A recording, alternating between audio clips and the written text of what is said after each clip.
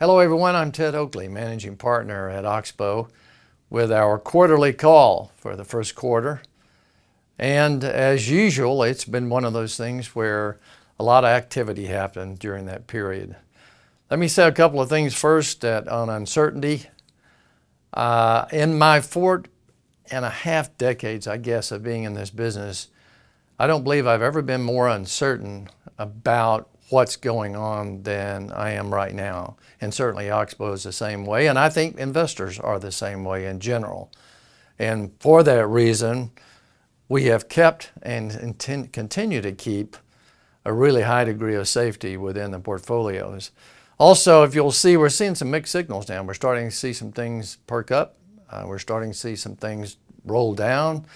So that's something we're looking at. Concentration is still big. We've actually gone from probably the big 7 stocks to the big 4 or 5. That's been a problem. And secondly, and this is a big thing, is that government spending is completely out of control. Might look at the economy real quickly. You'll see, for example, some changes going on. Commodities, this is since January 1, have been going up since the first of the year. And that includes minerals, it includes oil, gold, a number of soft commodities. And we're starting to see that. We think that inflation is probably going to be with us for the next decade. Ups and downs, obviously, but move along as it goes. The other thing we're seeing is worldwide, we're starting to see some changes in what's going on. These countries have been so beat up the last 2 or 3 years, but we're starting to see trade volume, world production pick up a little bit, and so it's giving us a look at the foreign countries to a degree. Also, you'll notice that over this period of the last 2 or 3 years, the U.S. has been standalone in GDP growth. One of the reasons is because our government continues to throw money into the system, and that's really distorted what goes on with everything in the economy itself. The other thing on the negative side is that small businesses are having a hard time. If you look, for example, at their earnings, are down 31% right now year to year. Their employment is down, and they're paying a very high interest rate on their loans at the banks. So that's something that hasn't changed. One of the things that's perking up a little bit is you'll see manufacturing orders and manufacturing new orders moving up. I don't know if that's a long-term sign, but it is something that we're watching just to see if that's something that's going to change here in 2024. This is a big thing that we want to talk about today, and this video today will go a little bit longer than before. There's a few things we want to cover, but this is one, and that is this gives you an idea, a Gallup poll on the number of people, and they polled a lot of companies, that are going back to work in the office. And you'll see on average over the next through 2028, it's about 62%.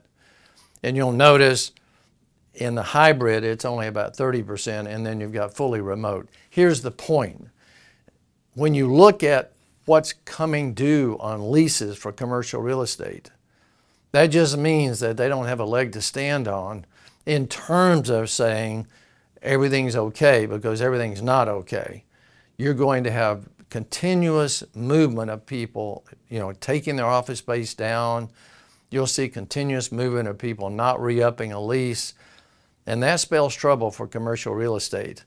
I know in commercial real estate they're in sort of a state of denial right now, but I can give you numerous listings in the last 3 months that went back to the banks or went back to the insurance companies. Big thing here you'll notice in this is about 35% of the commercial real estate got paid off. About 35%, another 35 is in maturity default right now. And a balance has had either modified or extending durations of the loan itself, not to say what's going to necessarily happen with that loan.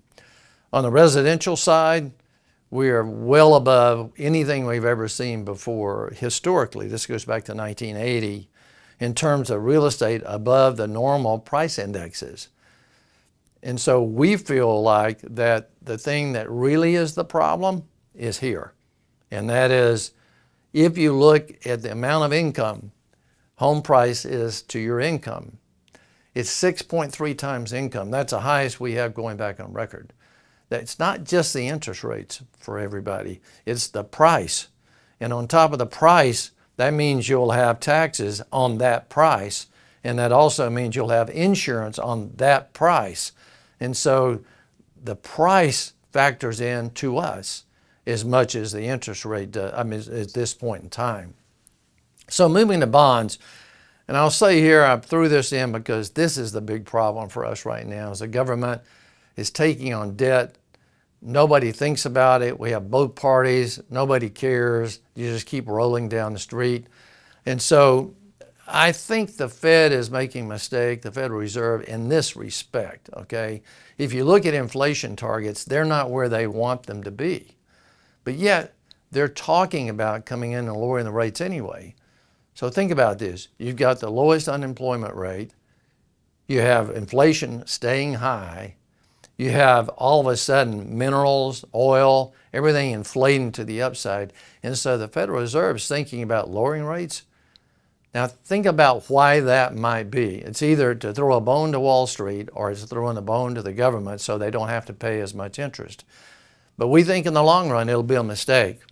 And speaking about the legislature and keeping the country afloat, and they come out every so often and say, hey, we have to get this done this weekend, or the government's going to shut down. And all they do, and this goes back 15 years by the way, they do 4 of these a year on average. In the legislature, both parties do the same thing.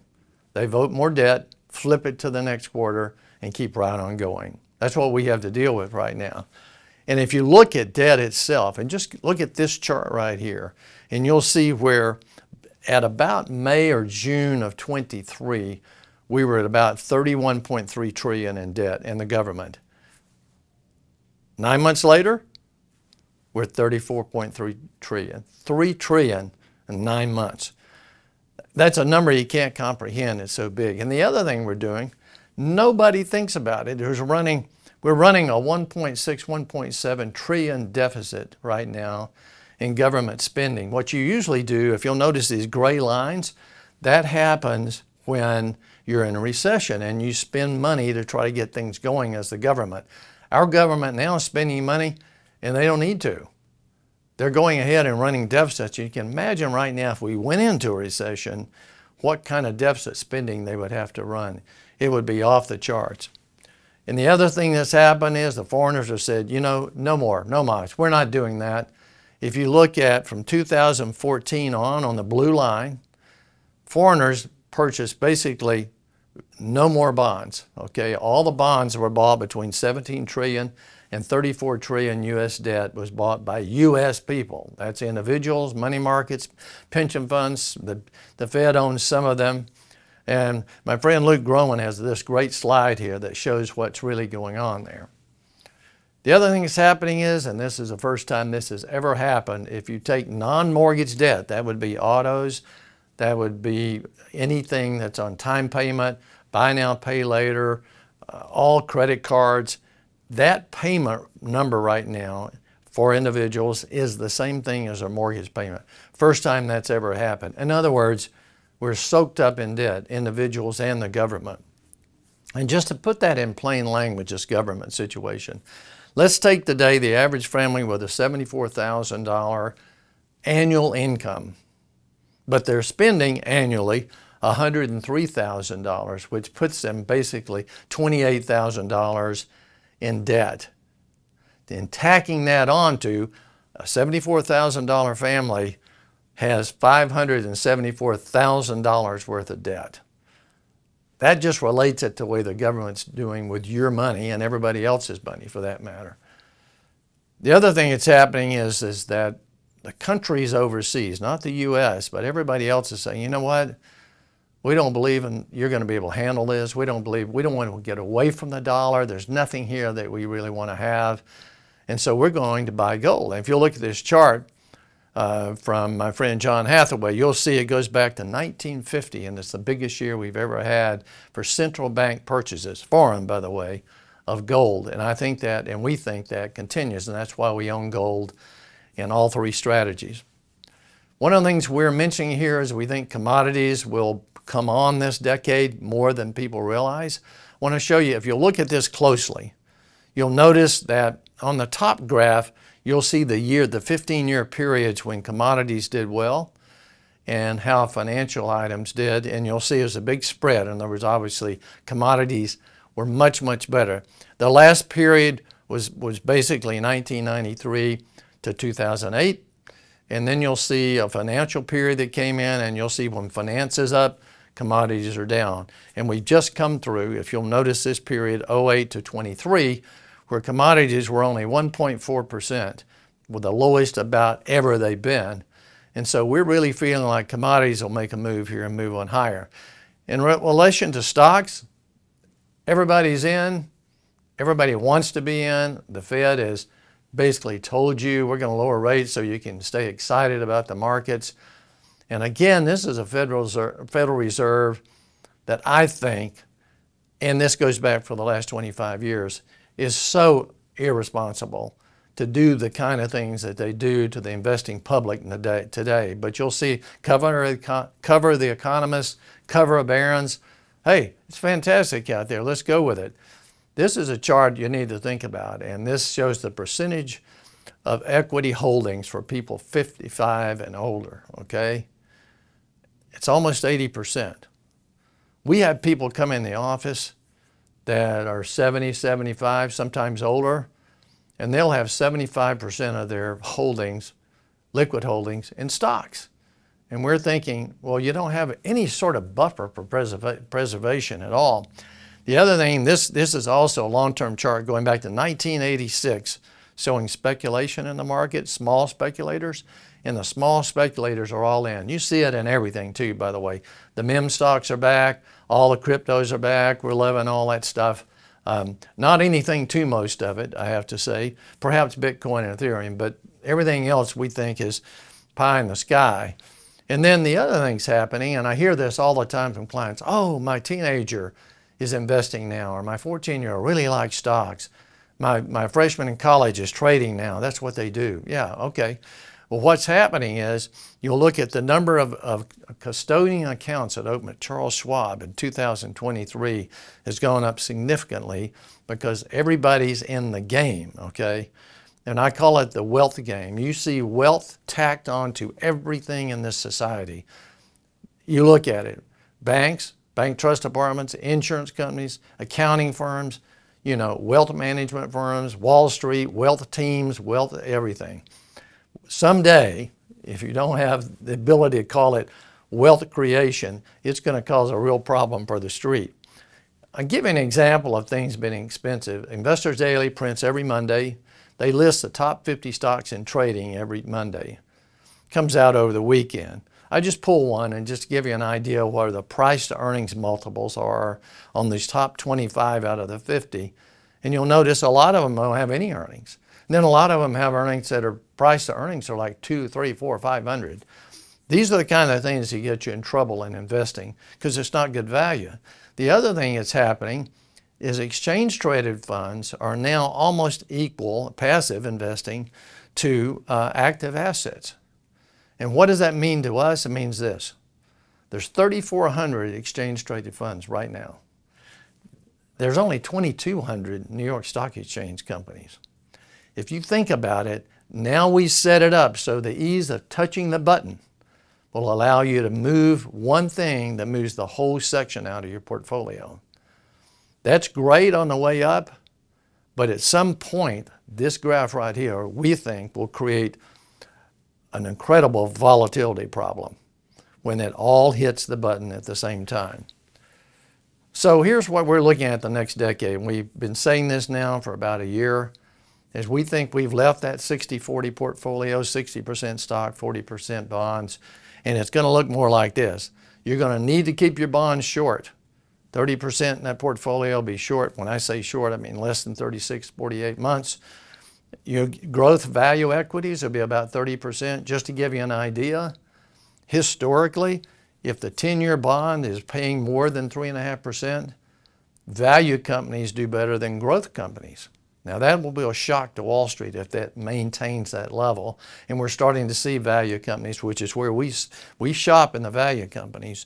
And you'll notice real assets, and that's going to be minerals, it's going to be oil, it's going to be gas, it's going to be farmland, buildings, anything that's a hard asset, timber, fertilizer, and we own some of those things now, but we think those things are going to be part of it. And the last thing is you're going to know when to be in the market to a degree and out on the market to a degree, because we went through the entire 15-year period of 1966 to basically 1982 or 83, and you had to trade the market or you didn't make a dime, really.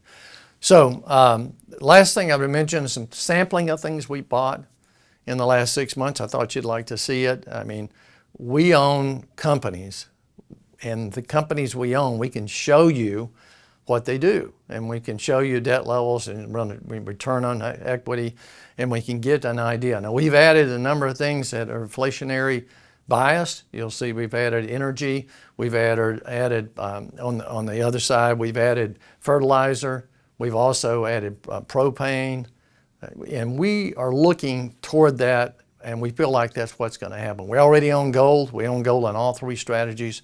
So those are some of the things we're looking at, looking forward over here to the next period. So to wind it up, I'd say in summary, there's things to keep in mind. Number one, you're going to have to keep liquidity to have some sort of preservation of capital. If you don't have any sort of a buffer in here, and all of a sudden everything falls apart, and it could in this, over this next 2 or 3 year period, you're going to have a buffer of safety. And the buffer of safety, by the way, pays you more than 5%. So it's not a bad place to be. You need to be very particular about what you invest in. I think people today have gotten so complacent, they just buy anything. And they'll go into some sort of wealth manager and they'll say, look, we're going to buy you these 11 exchange traded funds and you'll be good to go for the next 20 years. We don't think it's going to work that way. And so you need to be particular about what you own and know what you own. Most of the people buying a lot of the exchange traded funds, they have no idea what they own or what's in it for that matter. And keep your maturities short. By that I mean right now we're keeping most of our maturities at 2 years and less or 3 years and less. And we're getting good rates of return on those, and we still like that setup. And beware of potential for inflation in the next decade. I think like I showed on that commodity chart, this next decade is going to be a period where inflation will probably rear its head. That doesn't mean it doesn't go up and down, but it does mean we don't go back to 0.5%, and we stay probably somewhere between 3 and 6 for a long period of time. And the last thing is you've got to stay flexible with your portfolio. If you have a portfolio right now that something happens in the market and you don't have any ability to react to it in a positive way, by that I mean taking the opportunity to buy cheaper companies, then your portfolio is probably structured the wrong way.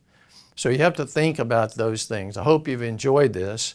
And I would say to you that there's a lot of things going on right now, and that's why I mentioned uncertainty in the very beginning. But if you have more questions or you want to get more information about this, come and see us at the website oxbowadvisors.com, and we hope to see you next quarter. Hello everyone, I just want to say if you like this video and you want to see more of this type of information, because we really try to get the information that you don't see from anybody else, then be sure and click on subscribe and you'll see more of what we do here at Oxbow.